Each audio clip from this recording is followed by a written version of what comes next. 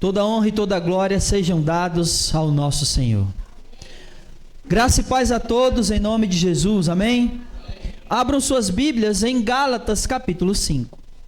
Nós iremos dar continuidade, o tema geral que diz lições para a igreja nas epístolas. E aí, como nós estamos tratando em cada epístola, nós tratamos sobre santidade, comunhão, serviço e adoração. E nós sempre iremos mudar apenas a epístola, mas os temas continuarão os mesmos. Então hoje nós iremos iniciar na epístola aos Gálatas com o tema de santidade. Amém? Versículo 16 do capítulo 5 da carta de Paulo aos Gálatas. Gálatas capítulo 5, a partir do versículo 16. Gálatas 5, a partir do versículo 16. Todos acharam, amém? Se você não achou, diga misericórdia. Amém, eu espero, minha irmã.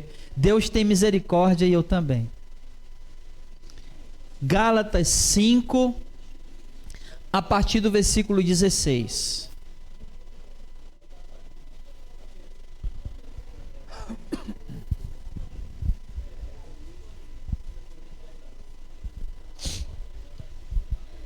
Gálatas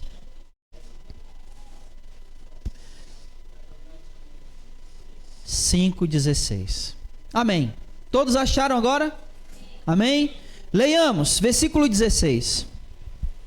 Mas eu afirmo, andai pelo Espírito, e nunca satisfareis os desejos da carne.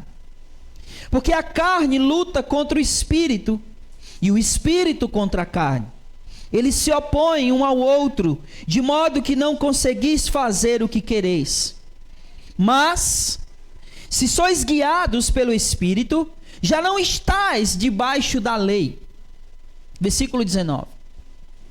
As obras da carne são evidentes, são conhecidas, e são elas: a imoralidade, a impureza e indecência, idolatria e feitiçaria, inimizades, ambição egoísta, discórdias, partidarismo e inveja, bebedeiras, orgias e coisas semelhantes a essas, contra as quais vos previno, como já vos preveni antes, que os que praticam essas coisas não herdarão o reino de Deus.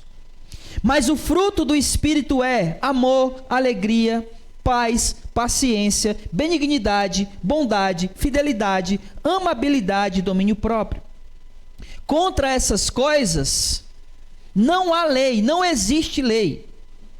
Os que são de Cristo Jesus crucificaram a carne juntamente com suas paixões e desejos.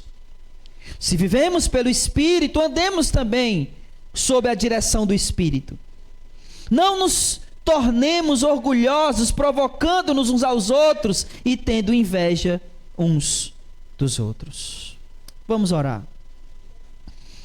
Amado Deus e Pai, Senhor, muito obrigado pela Tua palavra que nesse momento nós lemos.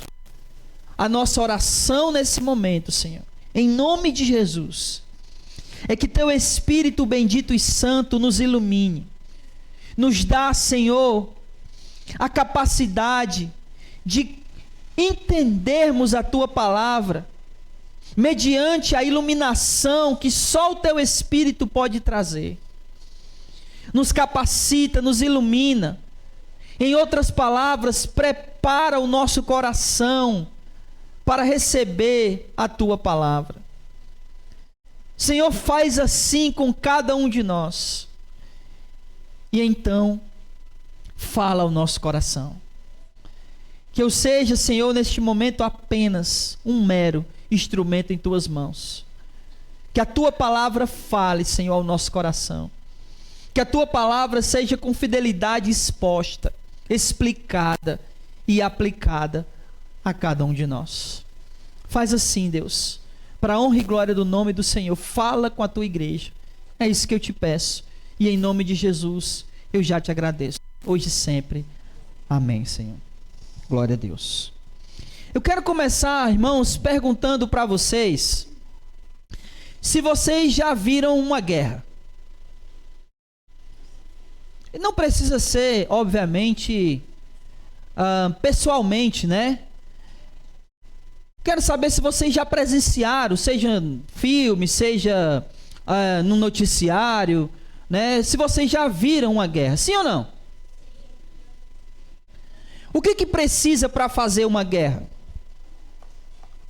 E eu não estou dizendo quais são os motivos para guerrear, eu não estou dizendo isso. Eu estou perguntando o que necessita para que se haja uma guerra. Estratégia. Os coitados que vão morrer, né? Os soldados. Armas. O que mais? Transportes. Então, a gente sabe, né? A gente sabe o que precisa para fazer guerra. Primeiro tem que ter dois lados lutando, um contra o outro. Não é isso? Tem que ter estratégia, como o Berg colocou. Tem que ter gente para morrer. Senão não tinha guerra, né? Não tivesse pessoa, não tinha guerra.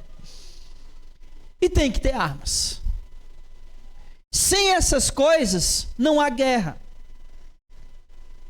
O texto que nós acabamos de ler, Paulo ele está exatamente tratando de uma guerra.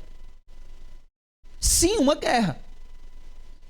Uma guerra que muitas vezes a gente nem tem ciência de que de fato está sendo travada. Mas que de fato está. E o que Paulo vai dizer para nós aqui é justamente isso. Que nós estamos numa guerra, e essa guerra nós iremos participar, quer queiramos, quer não. Um grande pregador americano chamado John Piper, ele disse uma frase que é: faça guerra. E obviamente ele estava falando de maneira espiritual, ele não estava falando para a gente sair armado por aí, guerreando com as pessoas, né? Obviamente que não. Mas ele está dizendo para que se faça guerra, espiritualmente falando. E o que Paulo está dizendo aqui é exatamente isso, meu irmão. E como eu disse, nem sempre a gente tem essa consciência. Então o que eu gostaria que a gente pudesse pensar aqui, meditar nessa noite, é que nós tivéssemos consciência dessa guerra, que ela existe. Que nós tivéssemos consciência das armas que o inimigo usa, que nós tivéssemos consciência das armas que nós temos para lutar essa guerra, e que nós possamos colocar tudo isso em prática nessa guerra. Amém? É isso que a gente vai fazer hoje. Então vamos lá. Versículo 16. Acompanhe comigo aí. Ele diz assim, ó: eu vos afirmo, andai pelo Espírito, e nunca satisfareis os desejos da carne. Eu preciso explicar uma coisa muito importante aqui para vocês. Muito importante mesmo. Porque nós crescemos, né? E aí eu vou falar por mim, mas eu creio que é a realidade da maioria de nós. Nós crescemos na fé, na igreja, desde que a gente foi convertido, né? Com uma ideia de que é aquela história, né, que a gente sempre gosta de usar dos dois cachorros dentro da gente. Você já ouviu essa história? Dentro de nós tem dois cachorros, né, brigando, né, um do bem e outro do mal. E aí a gente diz: qual é que vai vencer dos dois? Qual é? O que mais você alimenta, não é isso? Então a gente cresceu com essa história, cresceu com essa ideia de que dentro da gente tem dois cachorros, um bom e um ruim, né? E aquele que a gente alimentar mais, ele vai ganhar essa guerra. Se for o cachorro bom, ele vai ganhar. Se for o mau, ele vai ganhar. Essa ideia traz a ideia de quê? De que nós lutamos contra nós mesmos para fazer o bem. Correto? Correto? Só que eu quero que você leia comigo o versículo 17. Porque a carne luta contra o espírito e o espírito contra a carne. Eles se opõem um ao outro, de modo que não conseguireis fazer o que queres. Então nós fomos ensinados que esses dois cachorros que lutam em nós, um é o nosso espírito, é o cachorro bom. E o outro cachorro ruim é quem? A nossa carne. Não foi assim que a gente foi ensinado? E aí a carne luta contra o espírito e a gente fica naquela, eu faço o bem ou não faço? Só que eu quero que você observe a palavra espírito aí na sua Bíblia. Leia aí. Como é que ela está escrita? E o que significa quando uma palavra, essa palavra espírito está com E maiúsculo? Hã? É o Espírito Santo. Então o que Paulo está dizendo é, a carne luta contra o Espírito Santo. E agora eu quero que você entenda o que é que Paulo está chamando de carne aqui. Escute isso, irmão, porque você precisa entender. Paulo não está chamando de carne o nosso corpo. Porque isso é uma ideia grega de que o corpo é mau e o espírito é bom. E Paulo não está fazendo essa afirmativa. Ele não está dizendo que o nosso corpo é mau, e a gente costuma dizer isso o tempo todo, né? Não, é a nossa carne, se referindo ao corpo. Os gregos, eles acreditavam que o corpo é uma prisão da alma. E que nós só fazemos maldade por causa do corpo. Então, sem o corpo, não seria mal. A gente não seria mal. Essa é uma ideia grega e ela não é bíblica. Se o corpo fosse mal, escute isso. Se o corpo fosse mal, Jesus, na hora que encarnou, ele teria se tornado o quê? Mal. A pergunta é, Jesus era mal? Não. Então o corpo é mau? Então Paulo não está falando do corpo. E tem mais. Quando Jesus, ele ressuscitou em quê? Num corpo. E ele foi para onde com esse corpo? Foi para onde? Para o céu. Entra maldade no céu? Jesus está lá, em corpo. Então, eu quero que você entenda isso. O corpo não é mau. Então, do que Paulo está falando aqui quando ele diz, olha, a carne luta contra o espírito?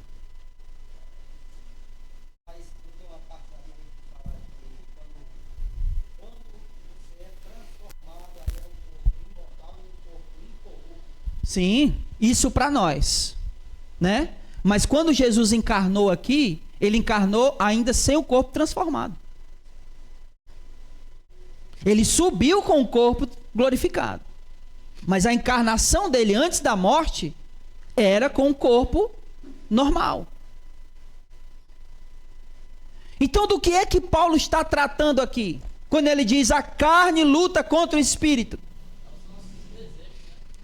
É a nossa essência, é quem a gente é a nossa natureza, ela é quem deseja, e nós saciamos esses desejos através das nossas sensações, daquilo que é sensorial em nós, mas não é o sensorial que deseja, o sensorial só sente, o corpo, ele sente, mas o desejo não é do corpo, é do ser. É a nossa consciência, é aquilo que desejamos conscientemente. É isso que foi corrompido em nós, é isso que Paulo está chamando aqui de corpo. E esse corpo, esse ser que está aqui dentro, não aqui fora, mas que está aqui dentro, é esse ser corrompido que luta contra o espírito.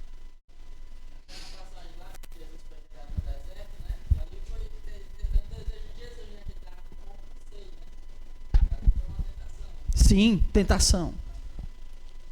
Então escute isso, meu irmão. Leia comigo de novo o versículo 17. Olha o que ele vai dizer. Porque a carne luta contra o espírito. Em algumas versões, essa palavra luta, ela está traduzida para milita, não é isso? A carne milita contra o espírito. A carne faz guerra contra o espírito. Mas a palavra que foi traduzida para lutar ou militar, ela também pode ser traduzida para deseja. Eu sei que para nós em português é estranho, porque lutar e desejar são coisas diferentes para nós. Mas no grego essa palavra pode significar isso também. Então a tradução poderia ser, porque a carne deseja contra o espírito.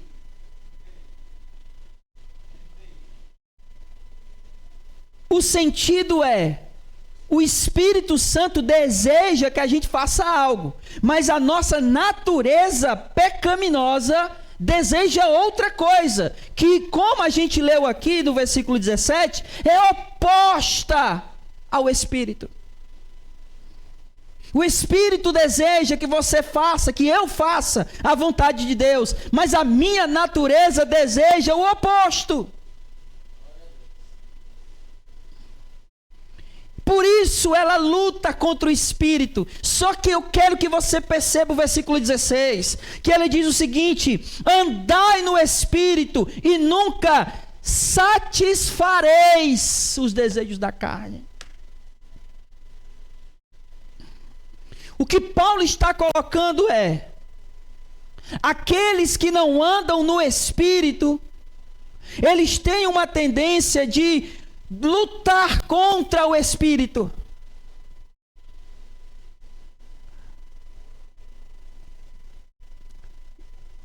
Eu vou usar a mesma ilustração que eu usei de manhã. Quem dirige aqui? Levanta a mão. Pouca gente. Quando você está no carro, você nem precisa dirigir, né? Você sabe, você vai saber. Você está aqui no carro e acendeu uma luz no painel. O que isso significa? Travou o ventilador aí, ó.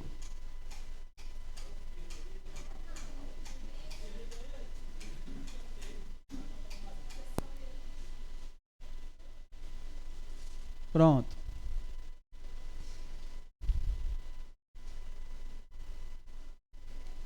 Pronto, volte para cá. Olhe para cá. Qualquer luz no painel. Acendeu uma luz, você está andando no carro, acendeu uma luz no painel. O que isso significa? Opa, está avisando que tem alguma coisa errada que não está certo.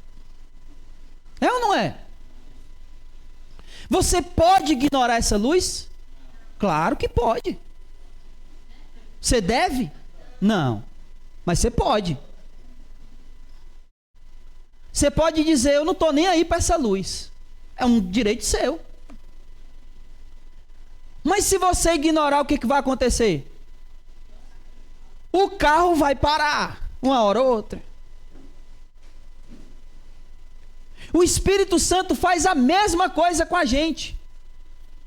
Eu tenho absoluta certeza que você já ouviu quase que a voz audível do Espírito falando no seu ouvido quando você ia fazer uma coisa errada.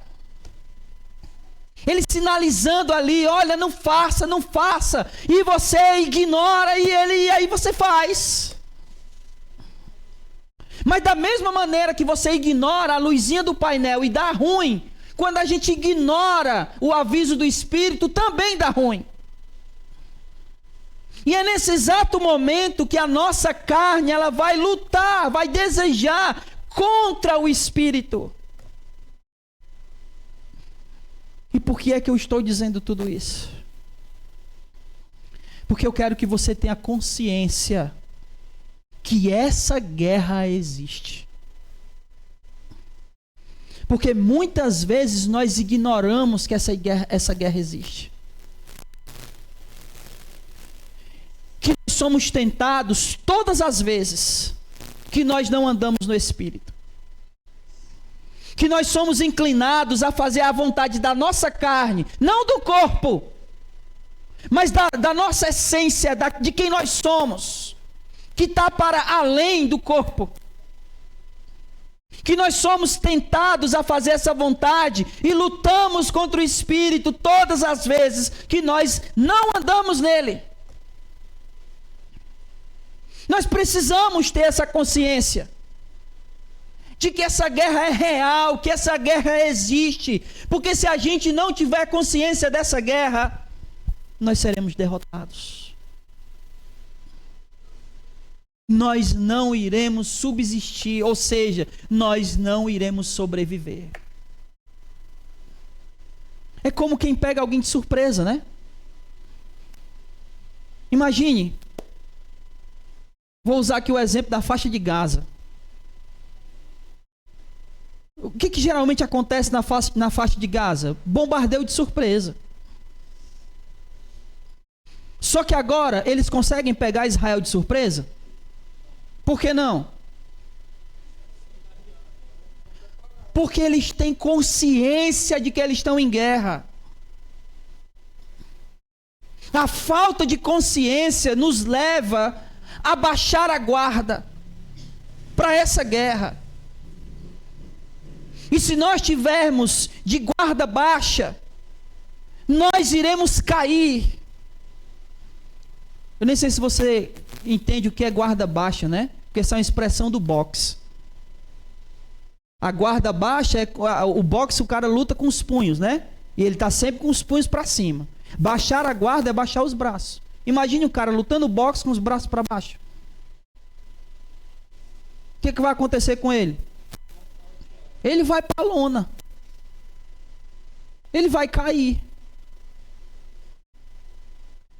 É como se ele entrasse no ringue e não tivesse a noção de que ele entrou para lutar. É isso que eu estou dizendo. Se nós não tivermos consciência de que estamos em guerra, é o mesmo que entrar no ringue sem ter a noção de que a gente entrou para lutar. É o mesmo que está sendo bombardeado sem saber que nós estamos em guerra. Nós vamos cair.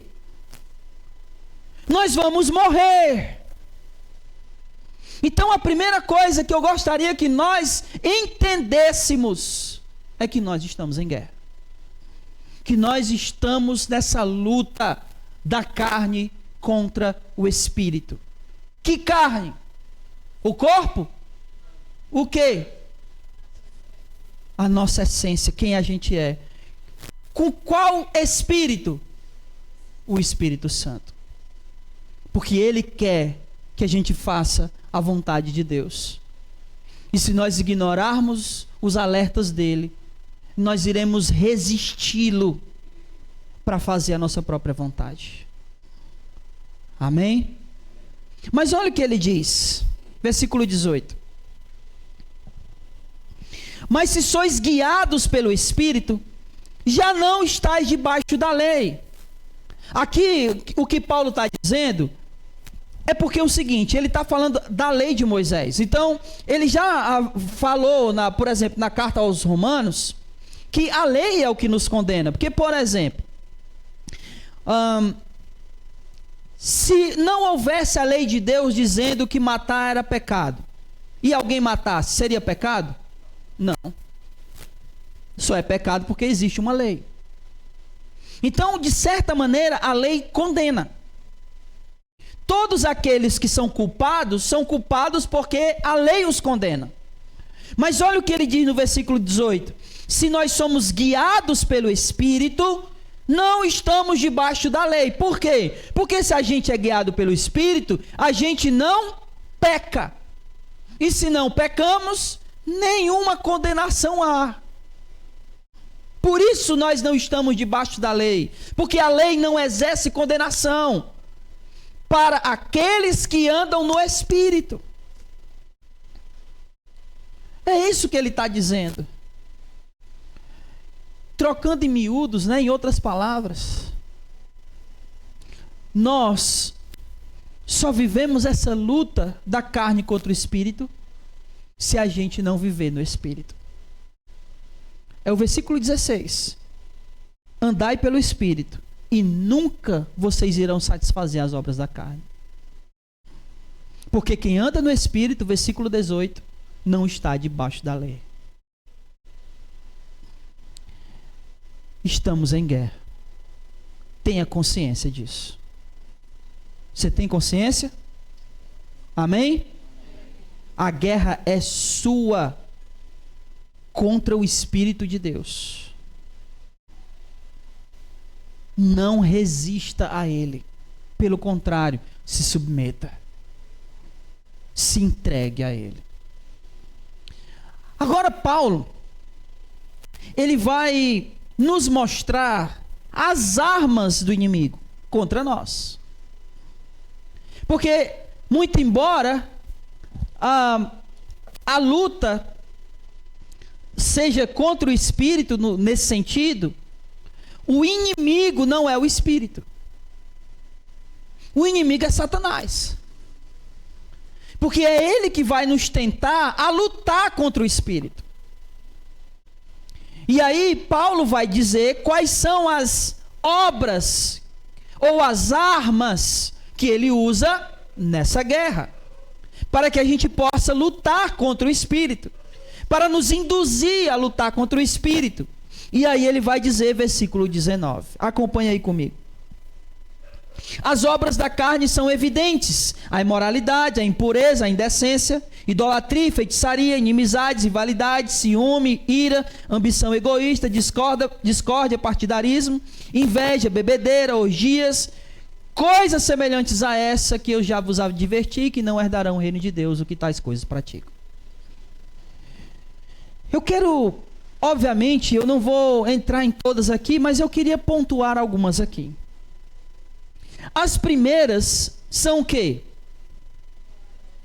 Imoralidade, impureza, libertinagem ou, em algumas versões, lascívia. Bom, vamos lá. Essas três aqui dizem respeito a tudo que diz respeito à área sexual. Então, a imoralidade sexual ou a impureza diz respeito a pecados relacionados à vida sexual. Por exemplo, o adultério, a prostituição, que é a venda do corpo por algum dinheiro, por alguma coisa que seja, e a fornicação. E o que é a fornicação? Sexo antes do casamento. Então a imoralidade sexual, a impureza tem a ver com isso. E obviamente a impureza tem a ver com uma outra coisa também. Tem a ver com a pornografia que leva a uma masturbação. Isso é impureza. Eu não ia entrar nesse ponto, mas eu estava lendo um livro que... Amor, vê se esse livro está aí na minha mochila, por favor. Na parte... nessa primeira. Aí. Eu acho que eu não tirei ele. Isso. Traz aqui, por favor. Eu quero ler para vocês dados que são dados, assim, impensáveis. Obrigado. O nome do livro é Com Toda a Pureza. É o nome dele. Mas atentem para esses dados que ele vai trazer aqui. Olha só que coisa maluca. Uma pesquisa recente apontou que 50% dos homens cristãos e 20% das mulheres cristãos são viciados em pornografia. Isso é algo assustador. Ele continua. A revista Christianity Today, que é o cristianismo hoje, revelou que um líder evangélico, ele não acreditou nisso aqui. Aí ele resolveu fazer uma pesquisa por conta própria. E aí ele fez um levantamento somente entre os homens da congregação dele. E ele descobriu que 60% dos homens da igreja dele tinham visto pornografia no último ano. e 20% nos últimos 30 dias. A impureza, como pornografia, não é uma coisa que está fora dos nossos muros, como cristão. E a pesquisa, ela continua. Uma outra pesquisa, e isso aqui é pior, revelou que 33% dos líderes da igreja e 36% de seus membros visitaram sites de sexo explícito no último ano. Ele vai dizer mais, que 30%, o número era 6 mil, desses 6 mil pastores, 30% haviam visto pornografia na internet nos últimos 30 dias. Isso aqui não é uma coisa, meu irmão, que a gente tem que varrer para debaixo do tapete. Porque essa é uma arma que o inimigo tem para usar contra nós. A impureza.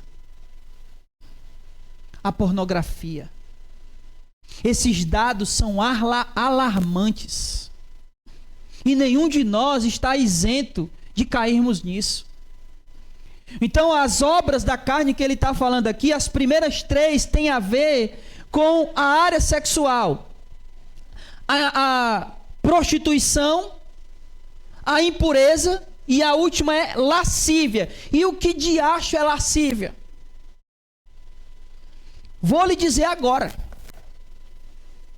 A lascívia é quando você tem fantasias sexuais com alguém que não é o teu cônjuge.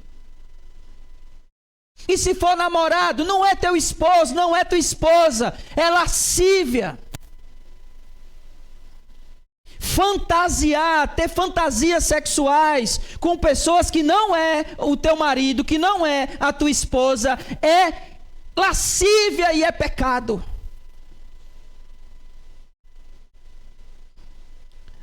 Sabe por que isso é tão sério? Olha aí, por favor, meu irmão, nem vou falar, eu vou ler com você, versículo 21, final do versículo. Coisas semelhantes a essas, contra as quais eu já vos preveni, que não herdarão o reino de Deus o que as praticam. Isso não é brincadeira. A imoralidade sexual, é porque a gente tem uma tendência, né, de assim, escalar, colocar em níveis de escala o pecado. E aí tem determinados pecados que a gente não aceita, que a gente não tolera, mas tem uns que a gente, não, besteira.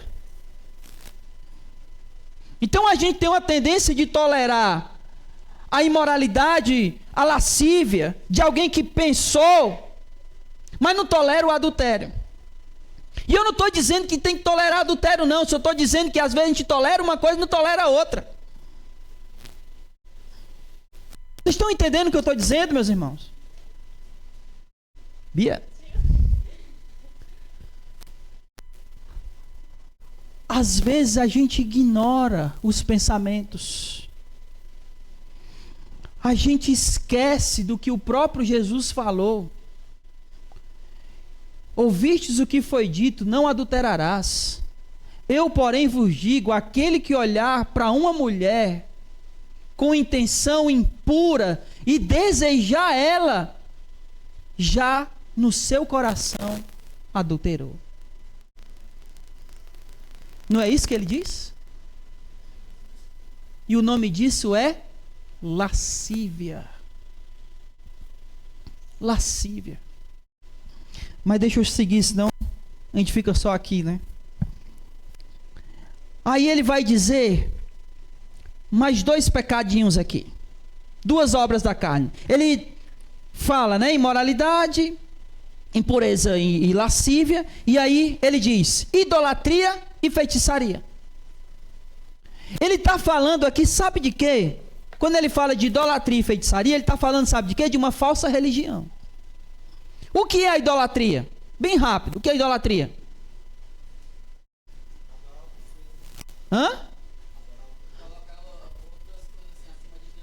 Colocar outras coisas no lugar de Deus.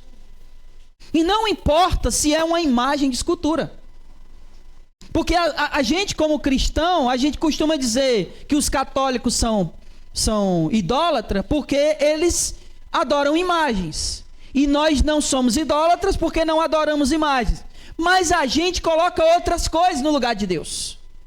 A gente coloca dinheiro, a gente coloca filhos, a gente coloca trabalho, a gente coloca o cônjuge. Ou quem nunca de nós, ou já ouviu, ou já disse: sem meu marido, sem minha esposa, eu não consigo viver. Sem meu filho eu não viveria. Sem meu trabalho eu não conseguiria viver. Quem nunca disse isso? A única pessoa a qual nós não conseguimos viver sem é quem? Deus. E se a gente diz isso de outra pessoa? É idolatria. É uma falsa religião. E a outra coisa que ele vai dizer aqui, para mim não me alongar, é feitiçaria. Alguém aqui é feiticeiro? Misericórdia. Deus me livre, né? Mas gosta de um horóscopo? Cruza os dedos, faz figa? Acredita que o pé de coelho dá sorte? Ferradura dá sorte? Pula 7 ondas no mar? Acredita que se quebrar um espelho é 7 anos de azar? Não pode ver um coitado de um gato preto que foge? Tudo isso é feitiçaria, meu irmão. É uma falsa religião. Tem pensamento positivo? Olha, eu creio que amanhã as coisas vão dar certo. Em nome de, ainda bota o nome de Jesus, né? O nome disso é feitiçaria, porque isso é uma falsa religião. A Bíblia não nos ensina isso. Eu sei que tem muita gente ensinando isso, mas não é bíblico. Feitiçaria. Uma falsa religião. As outras coisas que ele vai tratar aqui, as próximas, aliás, tem a ver com relacionamentos. Vamos lá. Depois de feitiçaria, inimizades, rivalidades, ciúmes, ira, ambição egoísta, discórdia, partidarismo e inveja. Tudo isso tem a ver com relacionamentos. E como o inimigo trabalha no meio dos relacionamentos. Não é? É uma das coisas que mais ele semeia. É no meio dos relacionamentos dos irmãos. É aonde tem inveja. É aonde tem ira. Quem nunca se irou com um irmão? Se chateou com um irmão? Discórdias. Né? Eu até falei isso, né? Porque às vezes as discórdias são coisas tão bestas, né?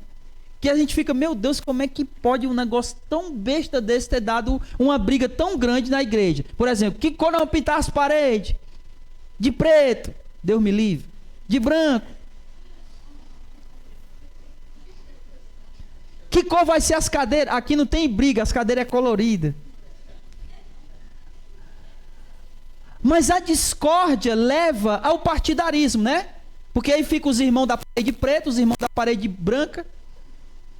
Aqueles que escolhem a cadeira branca, aqueles que escolhem a cadeira verde. Eu estou usando as cores que tem aqui, tá? E aí essa discórdia gera partidarismo.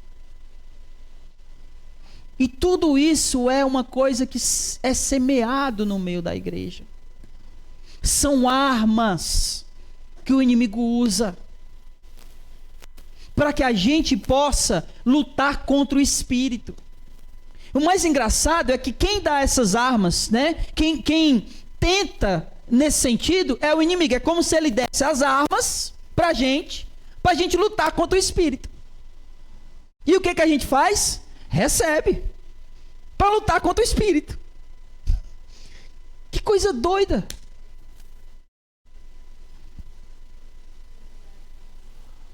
Preste atenção, vamos concluir aqui.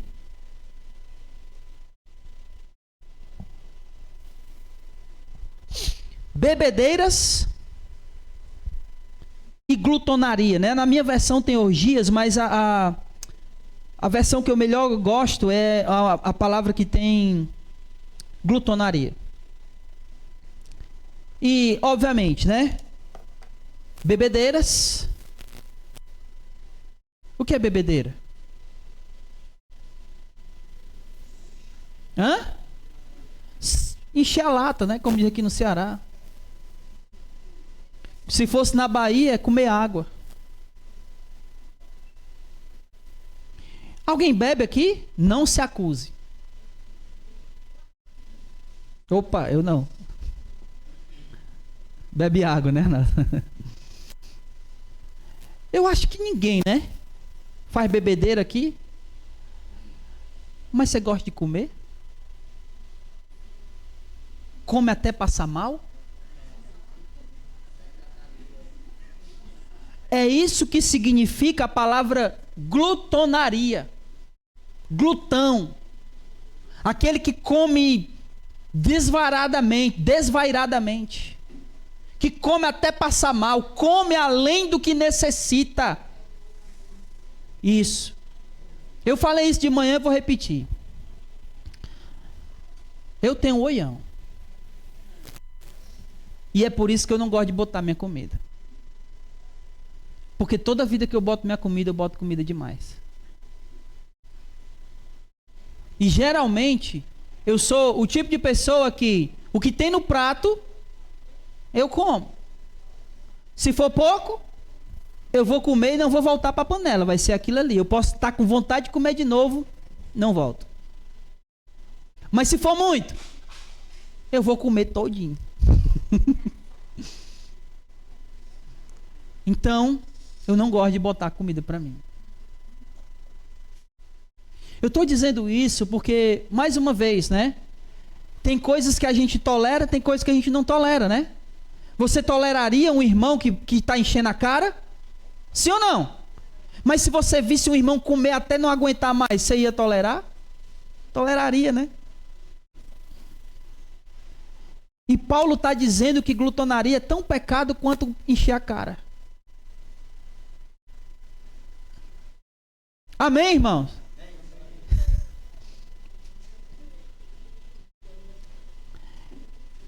Eu quero que você entenda uma coisa. Que essas são armas, tenha consciência disso. São armas que o inimigo pode usar contra nós. E eu quero que você perceba algo muito importante. Ele não vai te atacar aonde você não tem dificuldades. Talvez os pecados da imoralidade sexual, seja pornografia, seja adultério, não seja a tua fraqueza, não é aí que ele vai te atacar. Porque talvez, como eu disse, uma pessoa não bebe, mas come. E é aí que ele vai atacar. Talvez alguém não tenha problema com adultério, mas tem problema com álcool. Talvez não tenha problema com álcool nem com adultério, mas tem problema com dinheiro. Ele vai atacar aonde você tem fraquezas. E é isso que nós temos que ter consciência. Primeiro, que estamos numa guerra. E segundo, que ele tem armas para nos atacar. Por causa da nossa natureza. E se a gente não tiver consciência disso, meu irmão, a gente vai ser bombardeado. Tenha consciência da sua fraqueza. Tenha consciência e diga para Deus: Senhor, minha fraqueza é essa. É dinheiro? Minha fraqueza é dinheiro. É imoralidade? Minha fraqueza é imoralidade. É bebida? Minha fraqueza é bebida. Diga para Ele. Porque o inimigo sabe. E ele vai te atacar onde você é mais fraco. E não ache que ele tem pena de você, porque ele não tem. As suas fraquezas é o que ele mais está procurando. É por isso que Pedro disse que o diabo é como um leão que está como? Ao nosso derredor, fazendo o quê? Nos protegendo, né? Procurando nos devorar. Irmãos, eu não sei se você já assistiu aqueles canais do National Geographic. Já assistiu algum programa daquele de animais? Você já viu uma matilha, não é nem matilha, né? Você já viu leões caçando? Um bando, né? Quem eles caçam?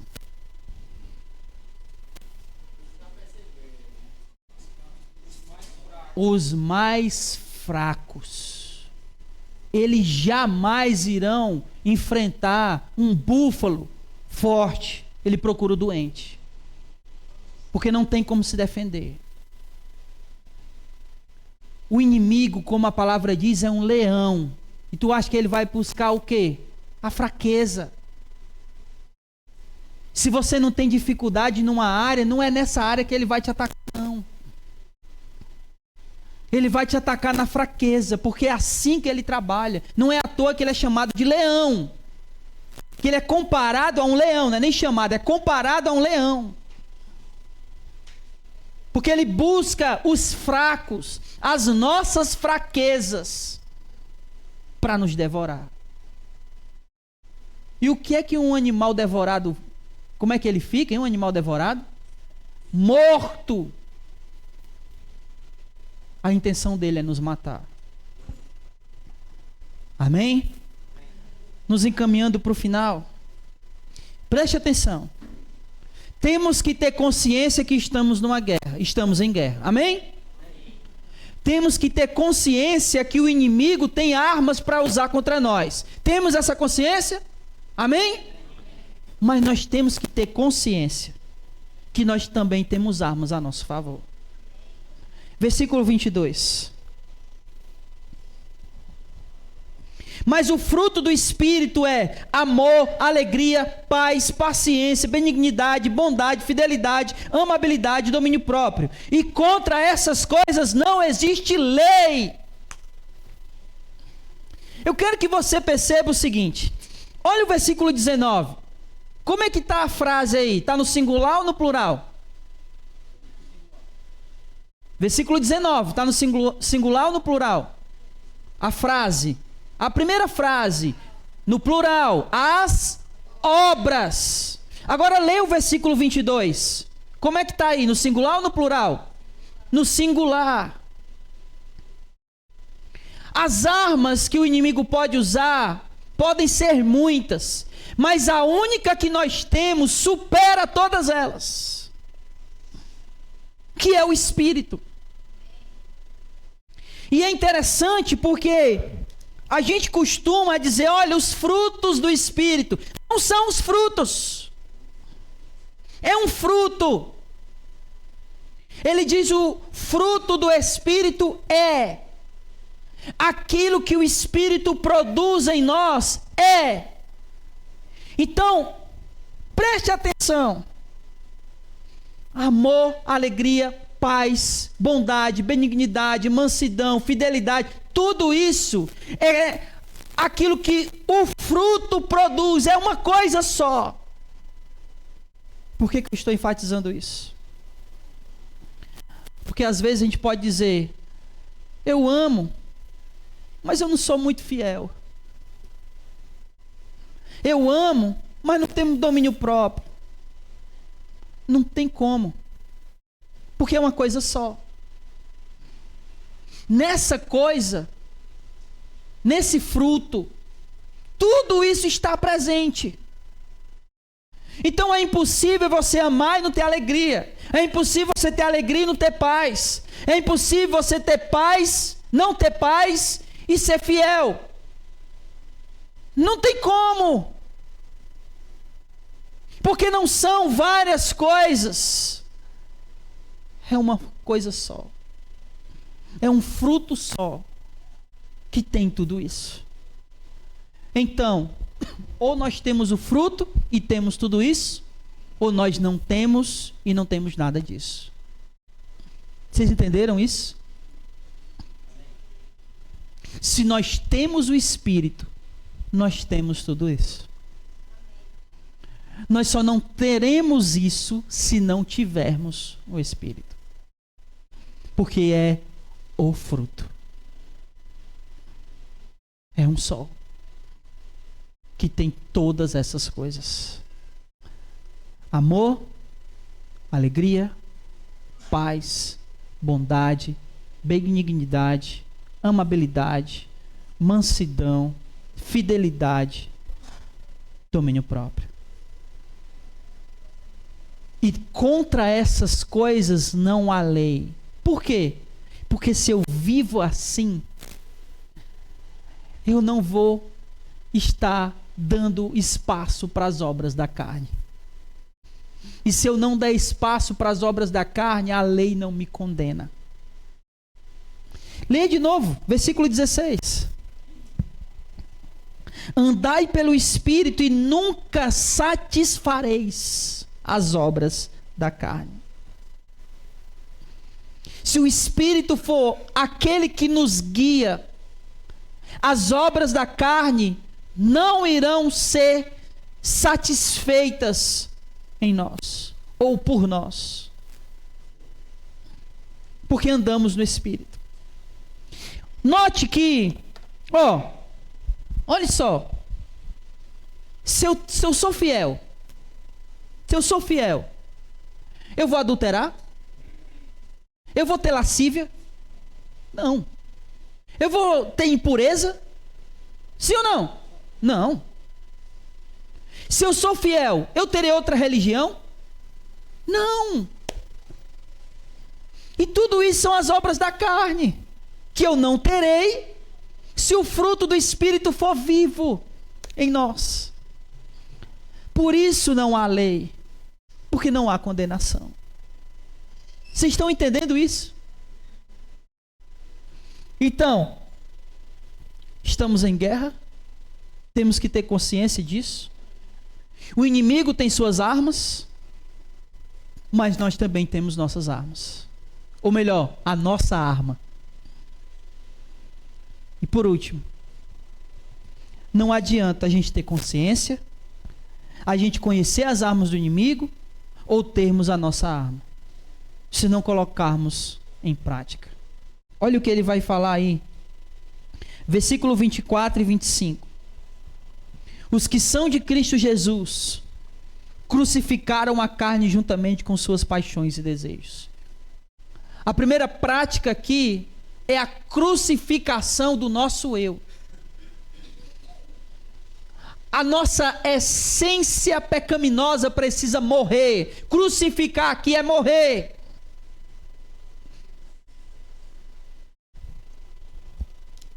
Você conhece um jogo chamado War? O War, W-A-R, é guerra em inglês, né? E nesse jogo tem vários objetivos. Mas um dos objetivos que tem nesse jogo, que se você completar, você ganha o jogo, é eliminar o exército adversário. Então, para que essa guerra seja ganha, o adversário precisa ser morto. Então, na guerra entre o Espírito Santo e a nossa carne, quem é que tem que ser morto? A nossa carne. E se ela não for crucificada, nós iremos ganhar, entre aspas, a guerra com o Espírito, mas ganhar a guerra contra o Espírito é perder a guerra. Não é verdade? Então, precisamos crucificar a nossa carne com as nossas paixões. Versículo 25. Se vivemos pelo Espírito, andemos também sob a direção dele. Ele está falando de prática, irmão. Olha, preste atenção, e eu vou concluir aqui. Ele disse, olha, se nós vivemos no Espírito, quando foi que nós vivemos no Espírito? Quando fomos convertidos. Quando a gente foi batizado, a gente foi vivificado no Espírito. Então, se nós fomos vivificados no Espírito, se vivemos no Espírito, então é justo que a gente também ande nele. Não é só viver no Espírito, ter sido vivificado pelo Espírito. É necessário viver nele, andar nele. Andar em quê?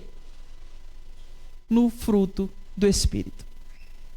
Vivenciar todas essas coisas. O amor precisa ser real. A alegria precisa ser real. A paz precisa ser real. A fidelidade precisa ser real. O domínio próprio precisa ser real. Tudo aquilo que é o fruto, nós precisamos andar nesse fruto. É praticar, meu irmão. Então, mais uma vez, para você não esquecer, tenha consciência que estamos em guerra. Conheça as armas do inimigo. Tenha consciência que nós também temos armas a nosso favor. E coloque tudo em prática. Viva pelo Espírito. Porque se nós vivermos no Espírito, nós não iremos dar lugar à nossa carne. Eu quero concluir com o versículo 16. Dizendo justamente o seguinte: andai pelo Espírito, e vocês nunca irão satisfazer os desejos da carne. Ande no Espírito. Viva intensamente o fruto do Espírito. E nós não seremos condenados pela lei. Pelo contrário, muito pelo contrário, nós iremos viver para sempre com o nosso Senhor. Viva em santidade. Não dê brechas, irmãos. O inimigo é Satanás. E nós precisamos estar conscientes e alertas dessa guerra. Estamos em guerra. E a nossa arma é o Espírito Santo do Senhor. Não resista a Ele. Resista. Aliás, se entregue, se submeta e deixe que Ele guie a sua vida. Em nome de Jesus. Fique de pé.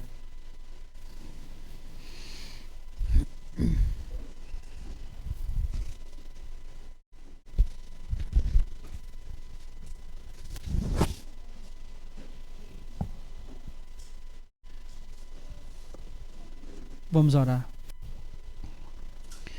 Amado Deus, Pai, eu te peço que, Senhor, guarda o nosso coração, Senhor. Nos faz, Senhor, ter consciência de que nós estamos numa guerra. Que os nossos desejos do nosso coração, ele pode, Senhor, muitas vezes ir contra os desejos do Espírito, do Teu Espírito Santo. Nos faz ter consciência, Pai, que tudo aquilo que faz parte das obras da carne podem ser usados contra nós. Mas nos faz vivenciar aquilo que o Senhor nos deu como arma para lutarmos essa guerra, que é o fruto do Espírito. Que em nós, cada uma dessas características desse fruto possa ser vivida, vivenciada, de maneira real em nossas vidas. Pai, perdoa-nos se porventura em alguma dessas áreas nós temos pecado. Lava-nos, Senhor. Limpa-nos. Perdoa os nossos pecados e falhas. Perdoa o pecado desse irmão e dessa irmã que nesse exato momento está orando ao Senhor e reconhecendo que tem falhado. Reconhecendo que tem sido alvo das armas de Satanás. E que ele tem agido em suas fraquezas. Mas que hoje, nesse momento, está reconhecendo isso, Pai. E está pedindo perdão a Ti. Perdoa cada um, Senhor. Cada um de nós. Que não estivermos vivendo pelo Teu Espírito. Porque se nós estivermos vivendo, Senhor, seremos imunes às obras da carne. Pai, nos abençoa e nos fortalece dessa forma. Que todos nós coloquemos em prática tudo que a Tua palavra nos ensinou nessa noite. Que sejamos alertas, conscientes da guerra, conscientes das armas que o inimigo pode usar contra nós, consciente da arma que nós temos, que é muito mais poderosa do que todas as armas que o inimigo possa usar, mas que nós precisamos colocar essa arma em prática. Viver esse fruto do Espírito. Faz assim, Pai, na vida de todos nós. No Teu nome nós te pedimos. Leva-nos em paz, abençoados, protegidos por Ti, edificados pela Tua palavra, cheios do Teu Espírito e da palavra do Senhor em nossas vidas.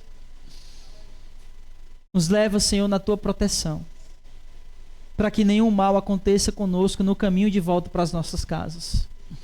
E, Pai, continua trabalhando essa palavra no coração da Tua igreja, de cada um de nós. Obrigado por esse culto que o Senhor nos deu o privilégio de prestarmos ao Senhor. Obrigado por receber cada louvor e cada adoração feita nessa noite. Em Jesus, no nome dEle, nós oramos. E no nome dEle nós te bendizemos e agradecemos hoje e para todo sempre. Amém. E louvado seja o nome do Senhor. Vamos em paz. Que o Senhor nosso Deus nos abençoe e não saia sem cumprimentar o irmão com a paz de Jesus. Amém.